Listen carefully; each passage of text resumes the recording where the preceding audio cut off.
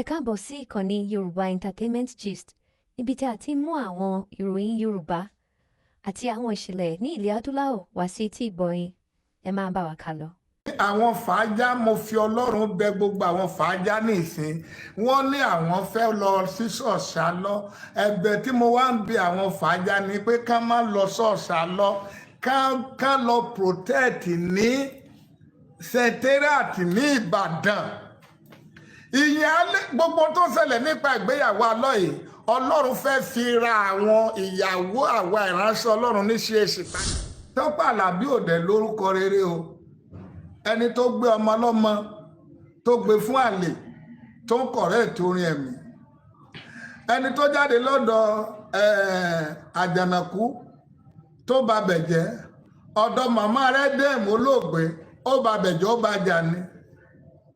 Ọkọ àkọ́kọ́ ẹ̀ ó ba yẹ kí wá pe gbogbo wa sí. Mo dúpẹ́ lọ́wọ́ Ọlọ́run, mo mọ̀ pé Jésù sọ fún Pétérù, ó ní tó bá jẹ́ ènìyàn ló fi lè hàn, ó ní òun mọ̀ pé kì í ṣe rárá àti ẹ̀jẹ̀ ló fi lè hàn bí kò ṣe pé ẹ̀mí Ọlọ́run. Mo wá bẹ̀ bàbá Ìskáyà Olúbóyè Ọládèjì gẹ́gẹ́ bí ohun tó sọ yìí, àtọdún 6 láti ń tẹnu mọ́, a dúpẹ́ kó fìdí ẹ̀ tún múlẹ̀. Mo wá bẹ̀ ní ìyọ́nú Ọlọ́run kó lọ sọ́dọ̀ bàbá ẹ̀ṣọ́ Ọládélé, bàbá Ọdẹ́jọbí Àríjóná superintendent, kí wọ́n tẹnu mọ́ ọ̀rọ̀ tó ń sọ yìí, kí òun náà dẹ̀ mú lò kó má jẹ́ ọ̀rọ̀ orí ahọ́n lásán, kí ó mú lò láti bíùdì wa, láti rà wá padà nínú ìjọ yẹn. Tó bá dẹ̀ ti tó dé èrè òtọ́dún yìí, kó tún bẹ̀rẹ̀ ìwàásù tó wà yìí. Ìyẹn ohun tí mo bẹ̀ fún, kó má tún yí padà nígbà tó kúrò lórí pẹpẹ tán, kó tó kẹ̀yìn sí ìwàásù tó wà yìí, nítorí pé Ọlọ́run ló fi sí lẹ́nu. Ìyẹn ìkíní, a dúpẹ́ lọ́wọ́ Ọlọ́run. Number 2, àkíyèsí mi tí mo fẹ́ pè sí, mo fẹ́ kí ó lọ sọ́dọ̀ bàbá Abíára, kí ó lọ kúnlẹ̀ ní gbangba, kó sọ fún bàbá Abíára pé kó dáríjì òun, kó kà sọ bàbá sì wà láyé báyìí. Ìyẹn ni pé kí ni túmọ̀ ìmọ̀ràn yìí, ìmọ̀ràn ní òkè sóhun Olúwa ni mo sọ o. Kí ni túmọ̀ kó dáríjì òun ní pọ́blíkì? Gbogbo ohun tó ń ṣẹlẹ̀ sí ní ìsìn, ohun tó ṣe ìjọba bàbá Abíára ìgbà tí bàbá Abíára wà ní general evangelist, òun ló ń ṣẹlẹ̀ sí. Ó ń sọ nínú àwọn ọ̀rọ̀ rẹ̀ pé àwọn kan fi orúkọ CAC, wọ́n fi kó èrò jọ, wọ́n fi kó kìkì. Kò sẹ́ni tí ń forúkọ CAC kó èrò jọ. Ọlọ́run máa kúrò lọ́dọ̀ ẹnìkan lọ sọ́dọ̀ ẹnìkan ni.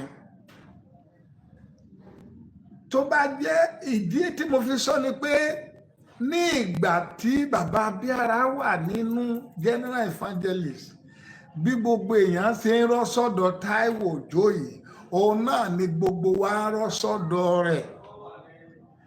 Ìgbà yóò rò pé ọ̀dọ̀ nìkan lọ́lọ́run pín sí.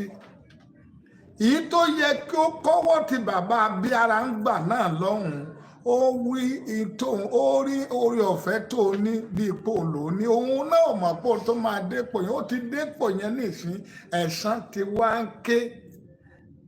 Pé bóyá àwọn kan èèyàn wọ́ tí wọ́n kò sẹ́ni akọ́lọ́run ó padà. Ìwàásù àkọ́kọ́ yẹn ni kó lọ bẹ̀bẹ̀ lọ́dọ̀ bàbá Abíára, ká gbàdúrà fún kí Ọlọ́run ó lè mú ẹ̀gún tó jẹ́ pé bí àwọn general evangelist bá ti wà, àwa tó yẹ kó kọ́wọ́ tì wọ́n a máa padà lẹ́yìn wọn ni. Ọlọ́run máa fẹ́ lò ní replace òkìkí wọn. So kí bàbá Abíára àtòun kí wọ́n pa ẹ̀gún yẹn rẹ́ ní ìsinyìí. Ìmọ̀ràn ni o, láti èdè tó sọ. Finally, ìmọ̀ràn kejì, a dúpẹ́ lọ́wọ́ Ọlọ́run fún Cassie Joe lọ́dún yìí. Ẹ wo ohun tó ṣe fún ìyàwó ẹ̀. Cassie Joe tẹ́ rí yẹn nípa ọ̀rọ̀ alágbèrè àbí obìnrin níwájú Ọlọ́run, Cassie Joe ní nọ́mbà 1 tó ṣàgbèrè jù nínú àwọn olórí wa ní CAC ṣùgbọ́n ó ti lè wáyé padà báyìí o kò bímọ fálẹ̀ láàmì mi ò dájú ṣùgbọ́n tí Cassie Joe bá lè respect ìyàwó ẹ̀ tó ṣe nǹkan ńlá bẹ́ẹ̀ yẹn fún lọ́dún yìí mo gbàdúrà fún ìgbà tí mo rí ọkàn mi yọ̀ sí ẹ̀yin náà ẹ promote position ìgbéyàwó ọ̀pọ̀lọpọ̀ program tí ẹ ń lọ ẹ mú ìyàwó yín dání nítorí nínú eré ìgbéyàwó wàhálà wà fún gbogbo wa o ní standard position in marital issue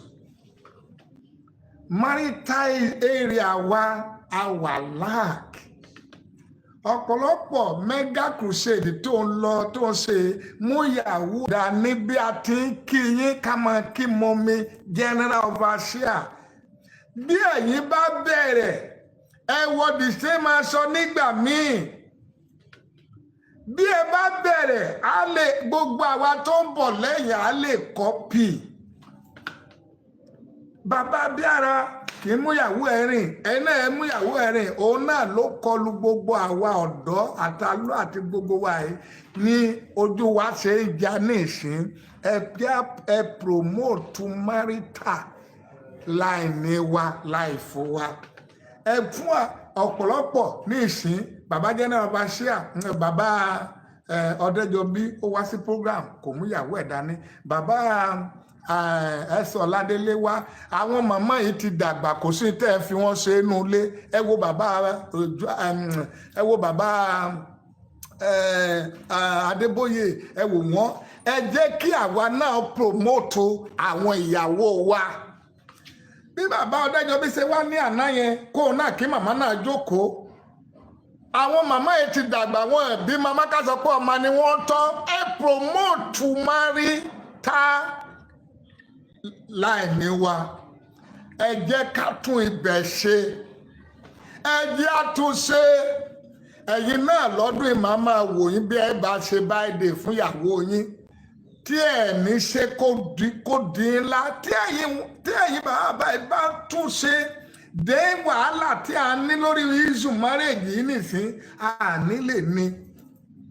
Nísìn àwọn fàájá mo fi Ọlọ́run bẹ̀ gbogbo àwọn fàájá nísìn wọ́n ní àwọn fẹ́ lọ sí ṣọ̀ṣà lọ ẹ̀bẹ̀ tí mo wá ń bi àwọn fàájá ni pé ká má lọ ṣọ̀ṣà lọ ká lọ protect ní secretariat ní Ìbàdàn ìyẹn gbogbo tó ń ṣẹlẹ̀ nípa ìgbéyàwó alọ́ yìí Ọlọ́run fẹ́ fi ra àwọn ìyàwó àwa ìránṣẹ́ Ọlọ́run ní CAC padà ní kí wọ́n wá protect ní Ìbàdàn torí alọ́ ó gbé lẹ́tà ó gbé lẹ́tà ó fáìlì Awokoko nígbà ó fáìlì Awokoko immediately yẹn lẹ́tà Fálànà ẹ ti gbé sí CAC News ṣé n tí alọ́ wá ṣe ọmọ ìyàwó yẹn ṣó dáa lójú yín ni as a church ẹ̀fẹ̀ nìkan jò yẹn àti church ṣó dáa lójú yẹn tí ìkan gidi ni sẹ́yìn lè ní ọmọ kọ́mọ yóò di àràbà kó fẹ́ ọkọ kọ́kọ́ ẹ̀ silent ẹ̀ àdàbí mà wá ẹ̀san mà wá ọjọ́ ẹ̀san mà wá ẹ̀yin ẹ̀ ń gbé ọ̀rọ̀ Fálànà ẹ̀ ń gbé sí CAC News omojú dẹ̀ gbọ́n mi mo dẹ̀ sunkún tí ẹ̀yin lè ṣe ẹ lè gbà fún ọmọ yín obìnrin kọ́kọ́ ṣe bẹ́ẹ̀ kí ni ayọ̀ tó wà nù yín bí a lọ bá pe Awokoko lẹ́jọ́ kí ni ayọ̀ tó wá jẹ́ fún yín tẹ́ fi gbé ní ìsìn yẹn sórí CAC News ṣé ayọ̀ ló jẹ́ fún wa ní ní tó ń ṣẹlẹ̀ yẹn mo bẹ̀ yín o bàbá bàbá Eskaya ẹ̀yin náà lọ gbéyàwó yín ẹ jẹ́ kó máa bá yín lọ mega crusade gbogbo tẹ̀ ń ṣe yìí it is a time to promote our wife pásọ CAC kì í báyàwó wọn wá dèsè máa sọ kì í báyàwó wọn wá dèsè kínní kì í báyàwó wọn lọ ìsọjí kí ni wàhálà wa ètò àkọ́kọ́ tí Ọlọ́run ṣe nínú ọgbà Édẹ́nì òun la bàjẹ́ yìí ṣé ègún ni Babalọ́lá gún fún wa ni àbí ìyàwó ẹ̀? Ìyẹn ní tí mo fẹ́ bá yín sọ bàbá Hesekiah, mo ti dúró ní ibẹ̀ yẹn o. Eléyìí ti màmá Bọ́lá Ààrẹ. Kí n tó sọ ti màmá Bọ́lá Ààrẹ àti Tọ́pẹ́ Àlàbí, number one ni pé àwọn nǹkan tá a lè fi ẹran ara túmọ̀, a lè fi ẹran ara túmọ̀ ẹ̀mí mọ́, a lè fi ẹran ara túmọ̀ ìwé mímọ́, a lè fi ẹran ara túmọ̀ Ọlọ́run, a lè fi ẹran ara túmọ̀ ohùn Ọlọ́run, a lè fi ẹran ara túmọ̀ àlá, a lè fi ẹran ara túmọ̀ ìjọba ọ̀run, bẹ́ẹ̀ ni a lè fi ẹran ara túmọ̀ oríkì Ọlọ́run. Àdẹ̀ lè fi ẹran ara túmọ̀ ohunkóhun tó bá ti jẹ́ àdìtú láti ọ̀run wá. You can't interpret all this by canons. Kí ni mo torí ẹ̀ṣẹ̀ léyìí? Mo dúpẹ́ lọ́wọ́ Ọlọ́run fún ìgbé ayé màmá Bọ́lá Ààrẹ. Mo dúpẹ́ lọ́wọ́ Ọlọ́run fún ìgbé ayé ẹ̀. One, mo máa mo lè wá sílé láti wá bá gẹ́gẹ́ bí ìyá. He remained my mother till Christ call. Mo lè wá sínú ilé wá bá màmá pé mo rí nǹkan báyìí, mo dẹ̀ fẹ́ kí a ṣe nǹkan báyìí. Ṣùgbọ́n nítorí nǹkan yẹn ti bọ́ sí public, ó dẹ̀ ní the public address ni mo ṣe sọ. Kí màmá bá dẹ̀ rí bí nǹkan tí ó kùn díẹ̀, mo fi ọba àwọn ọba bẹ̀ kó má bínú nítorí Ọlọ́run. Torí ọjọ́ tó gbà mí sílé tọmọtọmọ tayátayá nígbà tí CAC fẹ́ fi Ayátìlá pa mí. Ọjọ́ tó gbà mí lọ́jọ́ ewu, ọjọ́ àdúrà rẹ̀ lórí mi ò gbé wá sí public. Torí ọ̀rọ̀ tí ó ń ṣẹlẹ̀ ó ti wà ní public ni mo ṣe fẹ́ address ẹ̀ public. Bí bẹ́ẹ̀ kọ́ màá wá bá bàbá màmá nínú ilé láti address ẹ̀. Number one, màmá tún àwọn orin kan kọ ní àkókò lórí afẹ́fẹ́ nítorí àwọn èèyàn ń criticize orin yẹn. Pàápàá Tọ́pẹ́ Àlàbí criticize orin yẹn. Màmá tún àwọn orin kan kọ ní ìgbà kan. Ó tún orin kan kọ pé èmi ò mọ̀ o, èmi ò mọ̀ ọ̀gángan o, ibi tí ìbá ti mọ̀ pẹ̀lú wa. Nígbà tó máa torin ẹ̀kọ́ wá nítorí àwọn èèyàn criticize orin yẹn. Èmi ti mọ̀ o, èmi ti mọ̀ ọ̀gángan. Ìtumọ̀ èmi ò mọ̀ ọ̀gángan ibi tí ìbá ti mọ̀ pẹ̀lú wa nílẹ̀ Yorùbá. Ìtumọ̀ rẹ̀ ni pé Ọlọ́run kọjá àlàyé. Ọlọ́run àdìtú ni. Oore Ọlọ́run mi ò mọ bí mo ṣe fẹ́ máa ròyìn ẹ̀ tán.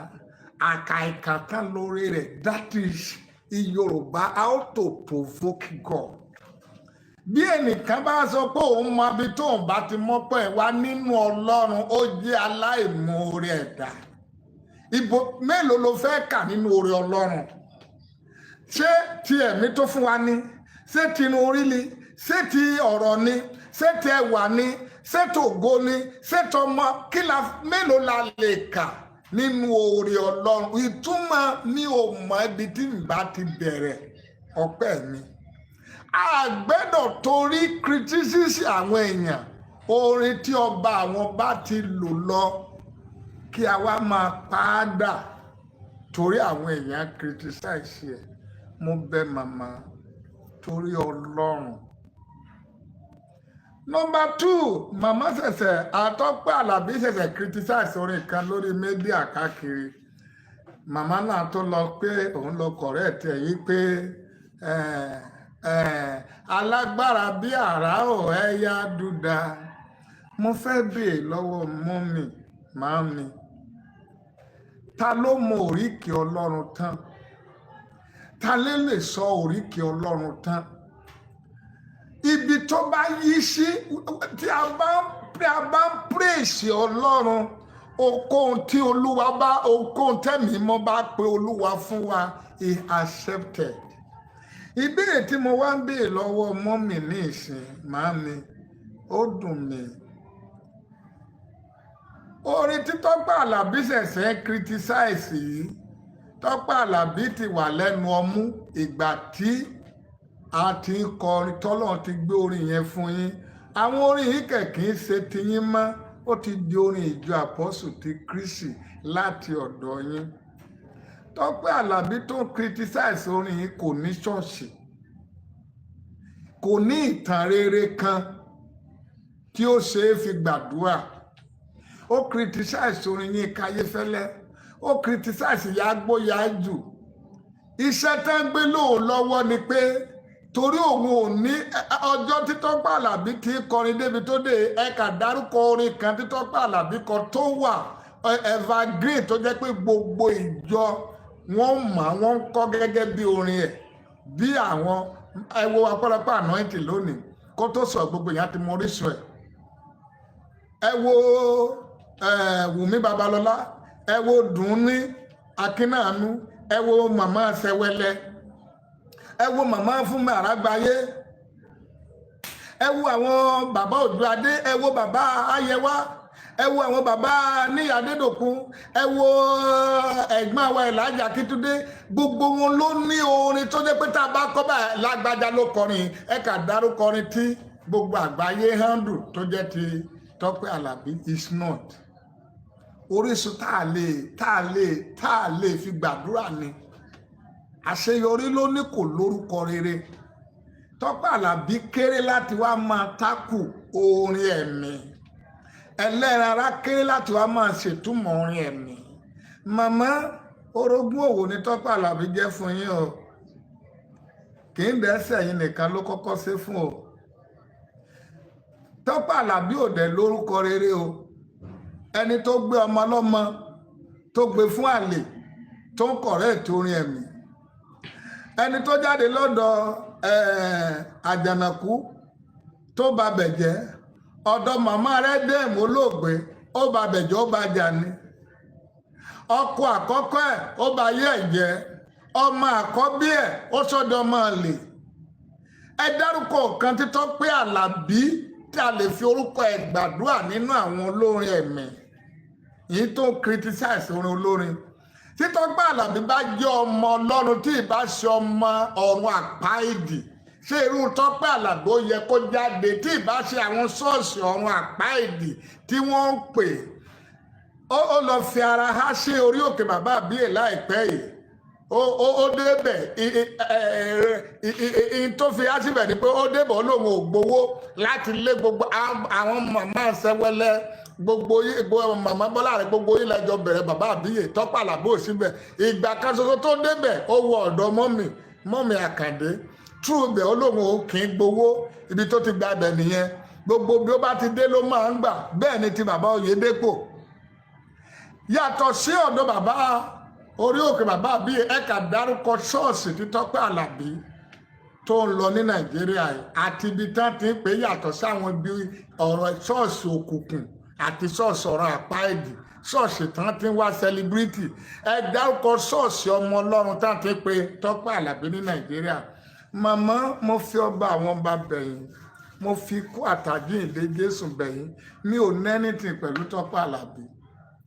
Gbogbo ìgbé ayé ẹ̀ kó máa condemn àwọn olórin bíi tiẹ̀, kó máa condemn olórin. Yìí tó dẹ̀fà tó fi ṣe gbogbo èyí, yìí tó ṣe Àjànàkú ló rò pé ó fẹ́ máa ṣe àwọn tó kù. Ògo Yínká Ayéfẹ́lẹ́ tó rò pé ó fẹ́ bà tiẹ̀ jẹ́ lọ́jọ́ sí títí di àárọ̀ yìí. Yínká Ayéfẹ́lẹ́ Yínká aláṣeyọrí náà nìyẹn. Ògo Yínká yá. Gbogbo àwọn tó dẹ̀ ń ṣe kí ló dé àwọn bàbá wa Yínká Ayéfẹ́lẹ́ kan lálàlàlàlà kí ló dé tí ò lọ correct àwọn orin màmá bàbá Yínká Ayéfẹ́lẹ́ tí wọ́n kọ dáadáa dẹ́dẹ́ kí ló dé tí ò lọ correct ẹ̀ tó ń lọ bẹ̀? Ó ti mọ̀ pé àwọn yẹn máa bà ti òun jẹ́. So màmá mi, màmá CAC, màmá gospel, mo bẹ̀ yín o.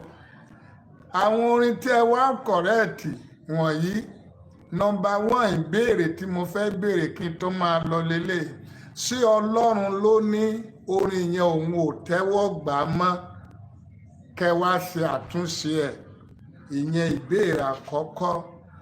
Ìbéèrè kejì ní ìgbà tí ó gba orin yẹn ní early 60s 70s ṣé ẹran ara ló kọrin yẹn fún yín ṣé kìí ṣe àtinú ẹ̀mí mọ́ ló ti gbà á. Ìbéèrè ẹ̀kẹta màmá mi orin tó ṣẹ̀ṣẹ̀ wá ṣe àtúnṣe rẹ̀ yìí ó kọ́ níwájú bàbá mi bàbá wa Babájídé ní Iléṣà, ó kọ́ níwájú bàbá wa Ọbádáre, ó kọ́ níwájú bàbá wa Sáǹsì Àkàdẹ́dẹ́, ó kọ́ níwájú bàbá wa Ìdàòsà, ó kọ́ níwájú bàbá wa bàbá Ọlọ́wẹ̀rẹ́, ó kọ́ níwájú àwọn bàbá tí wọ́n ti sùn gbogbo wọn bá yín kọ́ nínú ìsọjí Ìdàòsà ní 80s. Orin yẹn ló kọ tí ayé àtọ̀run yabò tí arọ rìn tí òkú jíǹde tí ìsọjí ṣe. Orin yẹn ní ìsìn báyìí ní Tọ́pẹ́ Àlàbí ṣe wá ń kọ̀ndẹ́mù tẹ́yìn náà wá wọlé mídíà. Ṣé àwọn bàbá yẹn àwọn bàbá tó kú tí o ti kọrin yẹn tí wọ́n bá ọkọrin yẹn tá à dẹ̀ kọ̀ndẹ́mù ẹ̀ ní ìgbà yẹn tí Ọlọ́run dẹ̀ forin yẹn gbé ọ káàkiri gbogbo ayé ní correction tó ṣe ṣé ó lọ bá gbogbo àwọn tó ti kú yẹn láti sọ pé orin ọjọ́ yẹn ò tí ẹ fi ṣèṣọjí o kò wá òkè mọ́ o ó lálẹ́ bú o èèyàn mélòó ló lọ bá báyìí torí nígbà tó bá ṣe ti orí mídíà tán ṣé ó tún padà lọ sọ́dọ̀ gbogbo àwọn òkú yẹn láti lọ máa sọ pé orin yẹn lálẹ́ bú mọ́mọ́ ẹ̀tàn ìsúnmọ́ bẹ́ńtà ní ìsìn àwọn ọmọ ọ̀rọ̀ apá èdè máa wà lórí mídíà èèyàn bíi Tọ́pẹ́ Àlàbí mà ní Ọdẹ́dọ̀yìn Ezekiel Ọláwùmí gbogbo tó sọ Ọláwùmí tó sọ pé òrìṣà ní ká lọ dé mùsùlùmí ká lọ bẹ́ẹ̀rì Babalọ́lá ká gbàwòrán gbàdúrà ká ṣe àwọn kérúbù lọ sétí odò òrìṣà náà lọ sìn láìpẹ́ Ọdẹ́dọ̀yìn ọ̀nà ló lọ sí gbogbo Ísírẹ́lì jọ tó lọ sí sẹ́yìn tó lọ sí di èrè Maria tó lọ sí òkun Jọ́dánì tó ló ń gbé gbogbo agbára odò mi tó lọ káàkiri tó ń dúró síbẹ̀ tó ń gbàdúrà tó ṣe ó dẹ̀ kọ̀dẹ́ gbogbo tó Ọdẹ́dọ̀yìn kọ̀dẹ́mù òun náà ló tún padà ń ṣe. Tọ́pẹ́ Àlàbí ní ìsìn tó wá kọ̀dẹ́mù orin olórin gbogbo ìgbà yìí yẹ́rìn ìgì rẹ̀ ìmúra rẹ̀ bíi ti ilé àwọn Fẹlá Shrine bíi tàlàṣẹwó. Tọ́pẹ́ Àlàbí tí ó ṣẹ̀ṣẹ̀ wá kọ̀ndẹ́mù gbogbo orin ní ìsìn tó kọ̀ndẹ́mù orin àwọn ìránṣẹ́ Ọlọ́run yìí tó kọ̀ndẹ́mù orin ní ìsìn iṣẹ́ tá a gbélé lọ́wọ́ nìyẹn. Ní ìsìn màmá mo ti dáwọ́ dúró o. Tọ́pẹ́ Àlàbí tó sọ wípé òun kọ̀ndẹ́mù alòmíì nínú wọn ní Ọlọ́run iṣẹ́ nìkan ni nínú Ọlọ́run lẹ́nu àkọ́kọ́ kí ló kàn wọ́n bẹ́ẹ̀. Gbogbo tí àwọn èèyàn ń ṣe báyìí láti rí i pé ayé ò gba ọ̀ríjínà yẹn mọ́ pé ká lè máa ná ọjà orí burúkú táwọn ná. Torí wọ́n mọ̀ pé orí láti kó àwọn yìí ìjọba òkùnkùn máa ń wọ wàhálà ni. Mo fẹ́ béèrè lọ́wọ́ Tọ́pẹ́ Àlàbí tó ní Ọlọ́run wa kò kì í ṣe bí àrá. Mo fẹ́ béèrè lọ́wọ́ Tọ́pẹ́ Àlàbí. Tọ́pẹ́ Àlàbí kí Ọlọ́run pé Ọlọ́run wọ kẹ̀mbẹ̀rẹ̀ bí ìgbà. Ibo ni Ọlọ́run ti rí ibo ni Tọ́pẹ́ ṣé Ọlọ́run wá jẹ́ Ọlọ́run lẹ́yìn Yorùbá tó wọ kẹ̀mbẹ̀ ni. Ibo ni Tọ́pẹ́ Àlàbí ti rí Ọlọ́run tó rí kẹ̀mbẹ̀ níbi Ọlọ́run. Tọ́pẹ́ Àlàbí kí Ọlọ́run ní orí òkè bàbá àbí èpè ọlọ́wọ́ gbọgbọrọ. Ṣé Tọ́pẹ́ Àlàbí lè pe bàbá rẹ̀ ọlọ́wọ́ gbọgbọrọ? Ṣé ó rí ọwọ́ Ọlọ́run rí? Tọ́pẹ́ Àlàbí kí Ọlọ́run ní orí òkè bàbá àbí è. Ó ní Ọlọ́run ó ní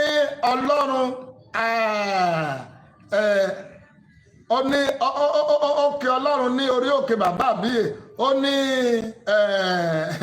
màá rántí ó ní ọlọ́run kábíyèsí ó dẹ̀ ń pe ọba ìlú ẹ̀ àti kábíyèsí níbi tó ti lọ sí prógráàmù kan láìpẹ́ ó pe Ọọ̀ni òrìṣà ó pè ní kábíyèsí. ṣé Tọ́pẹ́ Àlàbí ṣé kò mọ̀ pé ènìyàn ní ọlọ́run ní jẹ́ kábíyèsí ni kí ló dé tó wá rí léètì orúkọ ọlọ́run tó fi ń pe ènìyàn lásánlàsán?